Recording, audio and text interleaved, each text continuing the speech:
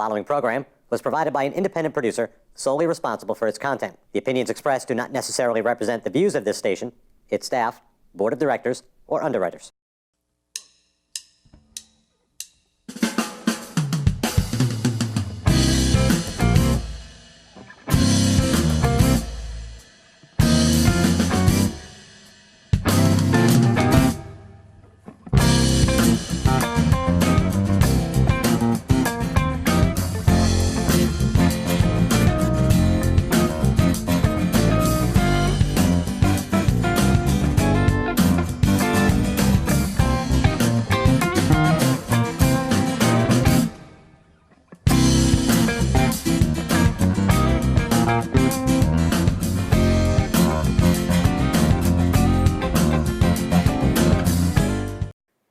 Hello, how are you? My name is Rafael Calderon. I am a guest host at Gate City Chronicles. I'm trying to become or be like Kevin Avar today, and I have the privilege of meeting or having met Dennis Acton. Yes. See, I got it right. Okay. So what we're doing is, I just finished doing my TV show, and Dick asked me if I could co-host this show. So I'm going to try to wing it. I'm not as amazing as Kevin is, so I'll do the best that I can. And I'll point out that I'm here as myself, Rafael Calderon. I'm not representing my other TV shows. I'm here to learn and see how I can be useful. So whatever I say, please don't get mad at me if it's in contradiction to any of my other two shows. I'm just trying to be helpful, okay? And now I'm going to learn a lot about Dennis. So Dennis, please tell us who you are. All right, well, thank you, Rafael, for having me on the show, and thanks to Kevin for having me on here. I have been right now I'm working as I started a nonprofit agency that works in the Therapeutic Cannabis program, which is just getting started here in New Hampshire. In 1999, I was diagnosed with testicular cancer. I was 30 years old. It was a shock, out of the blue diagnosis. And, you know, at the time in 99, I was part of the .com startup. I had a job as a web designer, and we all thought we were going to be .com millionaires at the time. And all of a sudden, I was diagnosed with cancer, and it was quite a shock, like I said. So it was rapid. I noticed it. I went to my doctor. Within days, I had surgery, very painful surgery, and then I immediately went into radiation treatments, which were shot right into my abdomen to make sure that to get any cancer that may be, any cancerous cells that had come out of my testicle. The first place they go is into your lymph node system, then into your lungs and into your brain. Now, if you remember, Lance Armstrong, the bicyclist, had testicular cancer. He ignored the symptoms, and the cancer cells spread to his lungs and brain, and he had to have very large tumors removed surgically. So I just happened to notice it early on, and I was lucky enough to get in there and get it treated before it spread to the rest of me. So I was lucky, we got it. But I did have to go through, get huge doses of radiation shot into my midsection. So, I kept getting sicker and sicker, and I had nausea, and it got worse by the day. How did it feel when you were going through all that? Well, there was a lot going on. At the time, there was one of my x-rays picked up a spot in my lung, so they thought that may be a tumor, so we thought it was worse than it actually was. So it's just a lot of emotion, a lot of worry, and on top of the surgery, and at the time we decided to move back in with my in-laws because we didn't know what the future held, so we wanted to reduce our expenses. So all of this was happening all at once. Wow. It was a difficult time. So during my radiation treatments, the effects are cumulative. It got worse every day, and I was still able to work.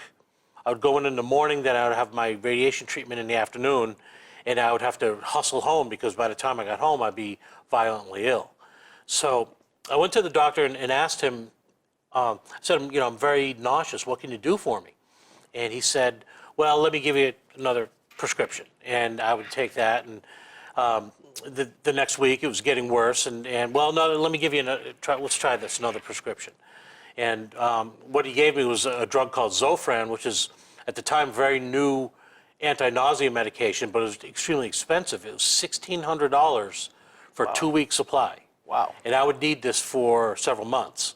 So it was going to be top dollar.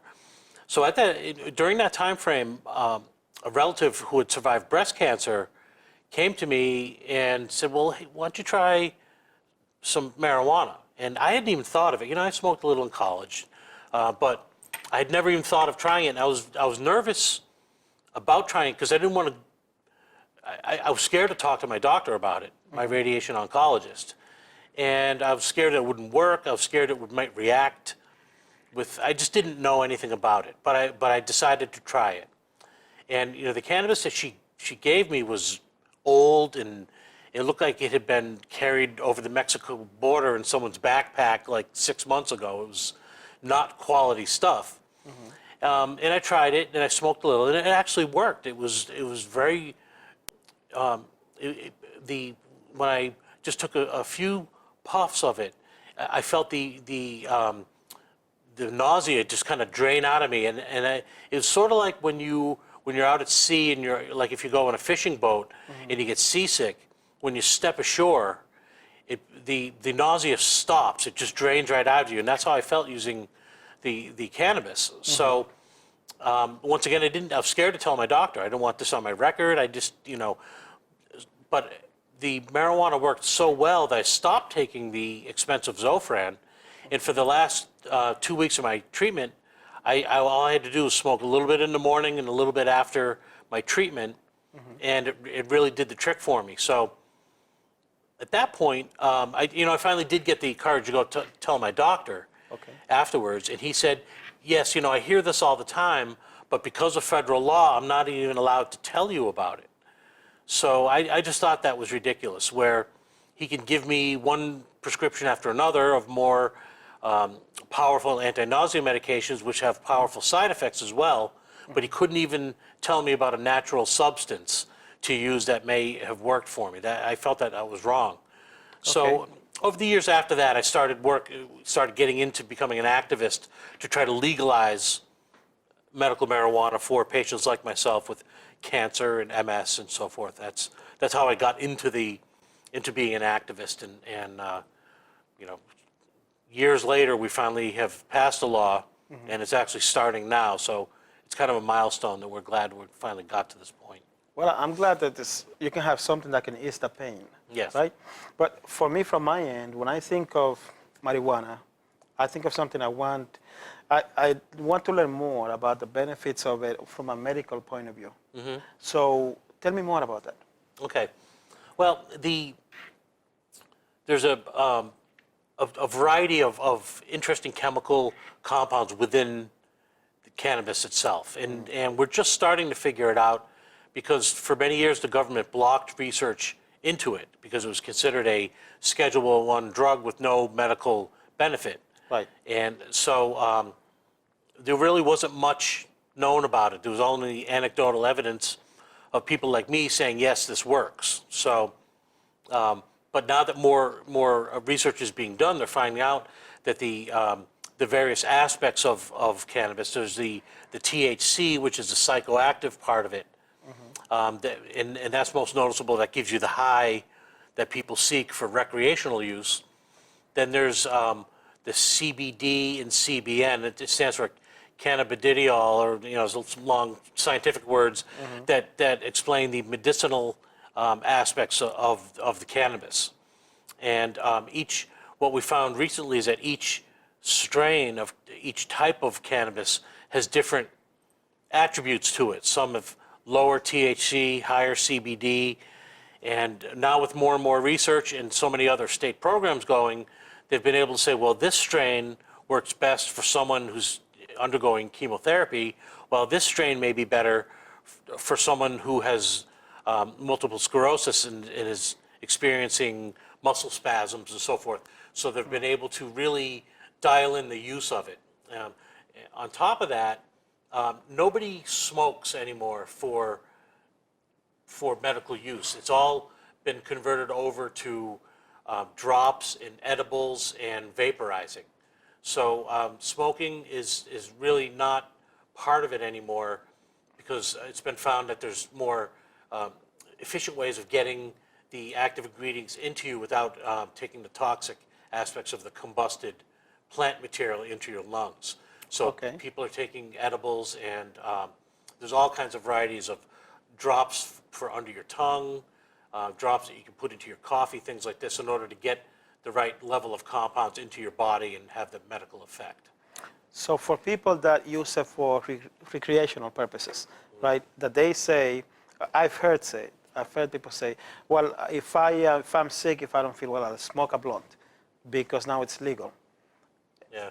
And I'm not against it, but I'm not much of a supporter. So that's why I want to learn more about you. Yeah. In your battle to make it legal, did you come across anyone like that would say something like, basically, if I'm sick, I'm just gonna go smoke a blunt instead of going to see a doctor and doing traditional things? Yeah, it depends on the situation. For the most part, as an activist, I started out early on with a group of people who were very sick, and I got off lightly compared to most of them. As a matter of fact, most of them have passed away, including Linda Horn, who just passed away the other day. She was the woman who sued the state and received her first card. She's a longtime activist. We were all going to events and trying to get this pushed through over the years. There's also people who were involved in this, who are just general marijuana activists they wanted medical use, and they also wanted the recreational part put through. So they weren't as much involved in the medical side of it. And when medical passed, they all moved on, and they're all working on the recreational side. And those of us involved in the medical use are still here, trying to get the program working for current patients. So you're based on the medical side of Yes, things. I don't really have anything to do with the recreational side. I do say that if cannabis was legalized, then more patients, more people who are ill with conditions that could be positively affected by cannabis will be able to use it. Right now, it's only certain debilitating, if not terminal conditions who will qualify. Whereas if it were open to a larger community, then, like, say, soldiers with PTSD and people with severe anxiety could also get the benefits of using cannabis in a medical way. But beyond that, I'm not part really of the recreational legalization push. Okay, thank you. And you have your nonprofit organization? Yeah. So what I did, originally I wanted to I wanted to open a dispensary. I wanted to be part of growing and dispensing and working with patients. My expertise was always on the patient side. I was going to team up with guys who were the growers and the business people from out of state, and I was going to be the front end who worked with patients. But just the way the law turned out in the end, it really didn't. I didn't want to be part of the industry the way it turned out. I felt that I could have more positive effect for patients by starting my own nonprofit patient-oriented group. So I started a group called Patient Caregiver Alliance of New Hampshire, and through that organization, I'm reaching out to doctors and to patients and helping facilitate people to come into the program, helping them qualify and do the paperwork, get through the bureaucracy, and then help them hook up with the local dispensaries, which are known as alternative treatment centers, and go in there and get the products they need and find success based on their treatment goals that we help them determine. And how are things going? Well, it's still just getting started. The dispensaries are not open yet, so you can't legally buy anywhere. Even they've started issuing the cards though, so they've issued 70 or 80 cards now. Things are getting off to a very slow start, and it really won't get started until we can get access to the ATCs so that patients can buy their products and begin their treatment. So that's really when things will get started. Right now, it's just in a kind of interim period where a lot of doctors are scared to even take part in the program. We have hospital groups like here in Nashua forbidding their doctors from taking part in the program at all. And same within Exeter Hospital group has said, no way, no one can take part. Whereas in Elliott has allowed it. So it's kind of a patchwork around the state of who can get in the program or not. But here in Nashua, it's not a very good scene because both hospitals have said no. So if you're sick and you're in Nashua, You have to find alternate means to try to get into the program, and it's not easy. I can imagine.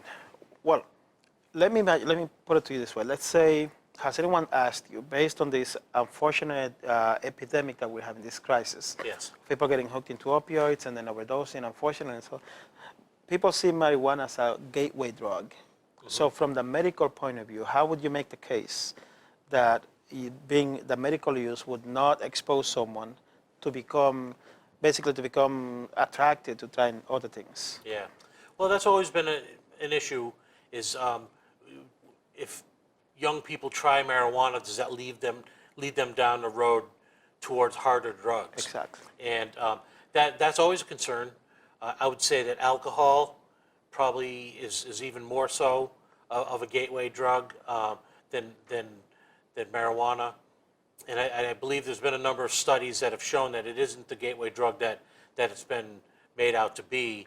But there's always an issue of people being, if someone has an addictive personality, they may latch on to certain substances and may seek something stronger. That's always an issue, but I don't believe the gateway drug label that's been put on marijuana is all that fair. I think it's been disproved by a lot of the latest data that's coming out, but it is an issue. And of course, the heroin crisis is terrible around here. But the aspect of it that I'm involved in, and I see this every day in meeting with patients, is that patients have lost control of their prescription drugs that they're on. I'll go and meet with the patient, and they'll have a shoebox full of prescriptions, and they don't even know why they're taking some of them. So other patients who have injuries, like someone who received a terrible back injury from a car accident or something like that, they're on a full opiate load, the most that you can really take without really starting to damage yourself, but their pain is come back up. So they've built up such a tolerance for the drugs like oxycodone and so forth, that their tolerance has come up. So they're taking this opiate load and having the terrible side effects from that, but they're not relieving their pain either. So they get into a situation where they're stuck, they're frustrated, and they want some help, and so they reach out to my group and say, can you please help me? Can you help me get off of this? And that's where we go in and we look. We have nurse practitioners and RNs who do all this work. I'm not a credentialed medical person, but I go in and just organize it and get everything going. But we have a nurse practitioner look over your entire medical history, and we do what's called a medication reconciliation. Sorry. We get a list from the doctor of what you're supposed to be taking and why, and we go through it with the patient, try to sync the two up. And as many times we find right off the bat, there's mistakes. The patients may be taking too much of this, too little of that, just because they've lost control. So it's the first thing we do. Then we go in and say, well, which one of these can we reduce using cannabis? Can we take you down off of this much oxycodone by using cannabis, by reducing that harm, and relieving the side effects from that opiate load? We feel it's better to have people wean themselves off of the opiate drugs and try to relieve their pain through cannabis. Now, it's not only just cannabis. Cannabis is one of the tools that can be used to help that. Sometimes it may be a combination of chiropractor, of acupuncture, certainly of nutrition and diet and so forth. And cannabis may be a part of that as well. And looking for other less harmful prescriptions and natural remedies and so forth. So we try to take a holistic approach to the patient, try to reduce their overall pharma load, and to help them find the pain relief that they're seeking. So it's a big job. It is a big job. It sounds like a big job. Yeah. So we say you're very passionate about this. What else are you passionate about? We talked about Haiti a little earlier. Can you tell us a little bit about that? Well, I just had a unique opportunity. I worked for a medical company that did prosthetics, and when the Haitian earthquake happened, we remember, everyone remembers hearing the terrible stories about people that were crushed in the falling debris, and we remember hearing these stories of 50, 70,000 amputees created from, and it was that was a staggering number. And so one night I felt the need to go down. I felt it was a calling, or a, you can call it what you want. I felt the need to strongly go to Haiti. But what do they need an IT guy like myself down there for, you know? So I came up with the idea of going down with another company in New Hampshire that has a product where they would do field data acquisition. They had contracts with the Red Cross to go out during emergencies and, you know, keep track of disaster zone on their little on a handheld computer. I convinced them to go down to Haiti and start trying to get a real head count of how many amputees there were. And based on that head count, we could start marshaling the correct resources to handle amputees. Because the thing is, when you lose a limb, especially in such a traumatic way, it's got to be done right, or you'll never be able to walk again. And if you can't walk in Haiti or anywhere in the third world, you're stuck. You're in big trouble. And as well as the cultural aspects of people who are injured, are treated as second-class citizens and so forth. There's a lot of reason to get in there and get people treated immediately so they would have better results in rehab later on. And that's really what the main goal was. So I had the idea on a Wednesday. In 7 days, we were standing in Port-au-Prince. Wow. They didn't even open the airport yet. We wangled our way onto planes. We had to wait at the airport. We did everything we could, but we got there. And we started going around the city, and we went from medical facility to facility, mostly just small tents in the middle of tent cities. And of course, all the different governments had sent in medical teams. It was, there's Israeli compound and the Russians and the Venezuelans and the Chinese and the Japanese. So we went to each hospital and started counting amputees. Now, we had no mandate from anyone. The UN didn't give us permission. Nobody gave us permission. Even Haiti didn't know we were there. Wow. It was a personal, kind of a privately funded effort to go and just try to help. And so we were able to pretty much immediately determine that there were fewer amputees than everyone thought.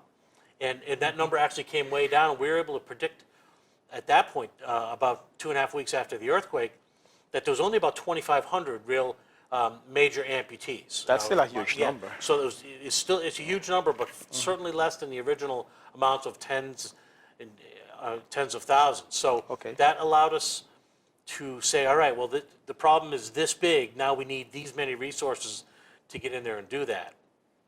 And so that initial trip was a success. But it was really sad because myself and the team that I was with got one of the best views of the damage zone that anyone got, because we went to all around the entire disaster zone, all the way from Jacmel, all the way on the southern shore, all the way up into the northern outskirts of Port-au-Prince and inland throughout the whole disaster zone. And we really got an amazing view. And it was sad because it was 2 weeks later, and we would walk into some places and people had still not seen a doctor yet. And they had terrible wounds. Wow. And they were the only ones that survived. I mean, at one point, there was 20,000 people a day dying a day from infection and lack of medicine. So ultimately, we were involved in the rehab, building the rehab system down there, and we treated a number of patients, as many as we could.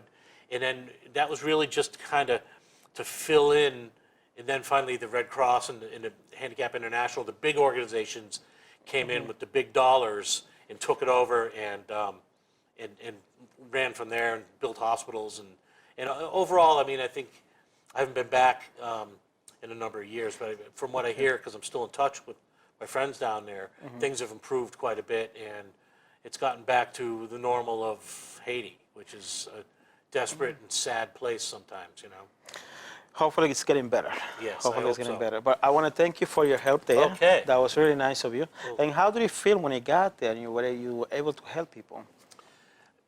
We were blown away. It was amazing. We stood there at one point right in downtown, and we looked around us, and it was like this armada. There was naval ships and the U.S. Navy ship. The hospital ship was offshore, and they were flying people from the 82nd Airborne was there, and they were flying people out to the ships, and it was really an amazing panoramic view to see. And it was just an experience that I'll never, hopefully never have again. Hopefully But not. it was quite something to be a part of it. And I'm very proud to have just a tiny little role in helping Haiti. The one thing about tragedies is that they do bring people together. They bring out the best out in people. Yes. Haiti is a beautiful country. I hope that it prospers more, and people can see more of the beauty of it. Yeah, it is a beautiful Yeah. place. The Haitians are beautiful people. I hope they can get it together down there and get out of the poverty they're in. Good luck to them. But it was a wonderful experience. Well, we need more people like you that care. And Yeah, people that thank you. care not only when there's an emergency or a tragedy, but care in a regular way of life, so we can all be happier. Yeah, that's Okay. true. So we're coming close to the end of this program. So, what message would you like to send to the greater natural community? Well, getting back to the Therapeutic Cannabis program, if you're sick and you qualify, then reach out. If people want to try to get involved with us, there's a counselor here in town. So do a Facebook search for Harmony Wellness, and Sherry Levesque is someone who's working with my group PCA. You can reach out to her. She's helping patients in the Nashua area and to help them qualify for the program and get the help they need. So there are resources out there. If your doctor says no, you can still get into the program. So reach out to Harmony Wellness, and we all work together to get people in there if they qualify. So, And if someone wanted to reach out to you, how can they do that? my website is pca-nh.org. That's Patient Caregiver Alliance. And we're on Facebook. You can look us up there as well. But pca-nh.org. And my contact information and my cell phone number is on there. Excellent. All right? Well, thank you for this information. Okay. Okay, and thank you for watching us, for being with us. We appreciate it. I tried my very best to be close to Kevin. I hope I did okay. This is an interesting topic. I've learned a lot more than I used to know about this topic, and I want people to be healthy, to feel well. So I'm hoping that something can be worked out so everybody can be happy and basically have access to a healthier way of life, a healthy lifestyle. So thank you again. And once again, in closing, I'd like to mention my name is Rafael Calderon. I'm a guest hosting for Kevin. This has been a wonderful opportunity. I have a new friend here. I met a new person. So thank you for watching us. Have a good night. Thank you for watching Gate City Chronicles, and we want to thank our sponsor, Aardvark Cleaning. They've been a sponsor for quite a few years now, and we appreciate them being a sponsor. And if you want to be a guest on our show, contact accessnashua@gmail.com. We'd love to hear your story. Until next week, thanks for watching.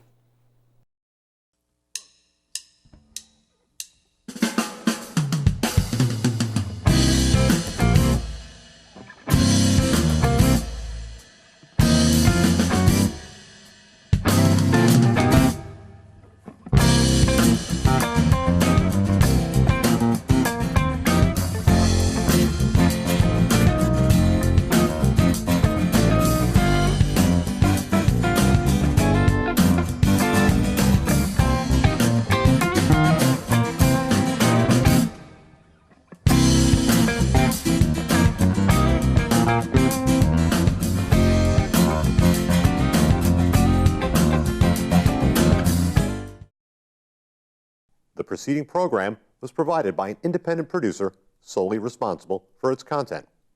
The opinions expressed do not necessarily represent the views of this station, its staff, board of directors, or underwriters.